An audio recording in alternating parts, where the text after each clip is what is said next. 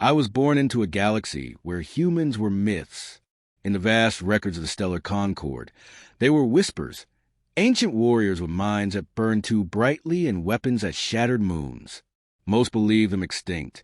Others believed they never existed at all. I believed in them, though, and that belief nearly cost me my life. I am Tharnal, third voice of Zyran Unity, chosen as ambassador to the Fringe Worlds. When the Kyril offensive began, I was sent to broker peace, or at least delay bloodshed long enough for our fleets to reposition. The Kyril did not come to talk. They came with fire. And that is where the story truly begins. We were losing. Entire systems were falling. Our battle cruisers, centuries old and elegant in their craft, melted under the blunt force of Kyril rail lances.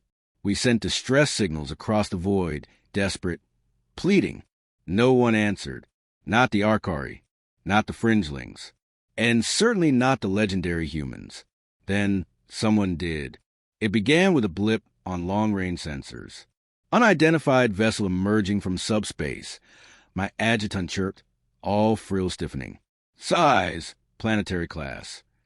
A derelict station, we assumed, or a slow-moving comet that fooled our optics. The Kyril ignored it.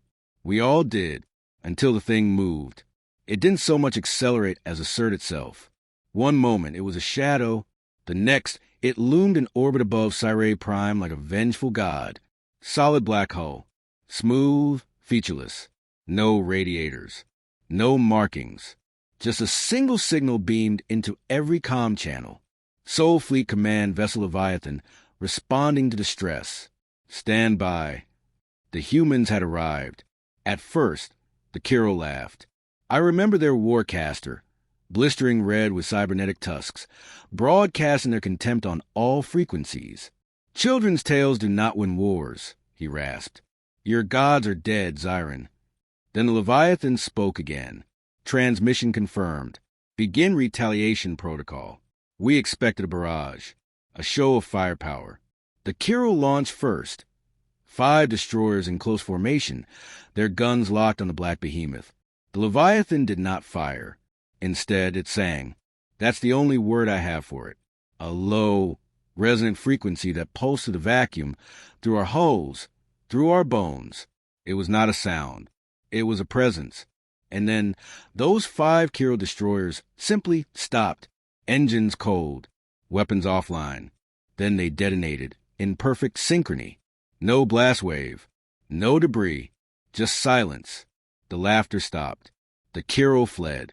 The same species that torched 14 Zyran colonies in a single week now scattered like embers. The Leviathan did not pursue. Signal the humans. I ordered, my frills trembling. We owe them our gratitude. We tried. They ignored us. Not a single transmission acknowledged. The great black warship simply drifted in orbit, waiting. That's when I made the worst and perhaps best decision of my life. I boarded it. We took a diplomatic skiff and approached cautiously. No response. No defense fields. The moment we touched its hull, a hatch irised open. Inside was darkness, silence, and a single hallway lit by cold blue strips along the floor. My guards refused to enter. I walked alone. What I found, I still struggle to describe. Not machines. Not exactly. They were human, I think, once. Their bodies were augmented beyond recognition. Silhouettes of steel and flesh, minds like databanks, eyes like void lights. They looked at me as one might glance at an ant crawling across a temple floor. Why now? I whispered. Why return? A voice replied. Not from them. From the ship. Humanity never left. You simply fell beneath our concern. I felt my blood freeze. You are not prey. You are not threat. You are the interval between extinction events. Then why save us? I asked, because someone must remember. The Leviathan departed 3 hours later. No engines fired. It simply vanished, folding space like paper. In its place, it left a single artifact. A cube of black stone inscribed in no language we knew, yet somehow every species read the same word. Observe. The Kyrils sued for peace within a solar cycle. Their fleets disbanded. Their warcasters executed by their own high command. Not a single shot was fired by us, because the humans had returned, not as saviors, not as conquerors, as reminders. The legends were real, and they were watching. Years later, I still serve as a diplomat. But now, in every council meeting, every treaty negotiation, every standoff, there is one empty chair in the hall. It is not for us. It is not for our allies. It is for the humans. Because no one dares forget anymore. They are no longer myths. They are judgment incarnate.